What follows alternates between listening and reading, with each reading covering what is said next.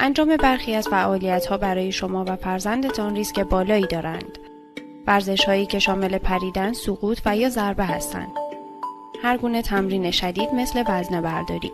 شما باید در حین تمرین بتوانید صحبت کنید. سیگار کشیدن میتواند به فرزند شما آسیب برساند. پس اگر سیگار میکشید با مشاور پزشکی در مورد چگونگی ترک آن مشورت کنید.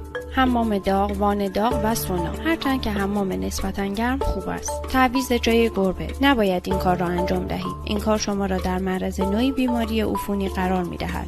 استفاده از داروها بدون مشورت با پزشک. آفتاب گرفتن. اگر در معرض نور خورشید هستید، استفاده از کرم ضد آفتاب را فراموش نکنید. تتو یا سوراخ کردن بدن. اینها خطر عفونت را به دنبال دارند. غواصی کردن. این کار میتواند به کودک شما آسیب جدی برساند. سوار شدن وسایل شهربازی. شروع و توقف ناگهانی این گونه وسایل ممکن است برای کودک مناسب نباشد. نوشیدن الکل. سعی کنید به جای نوشیدن آن از نوشیدنی‌های بدون الکل استفاده کنید.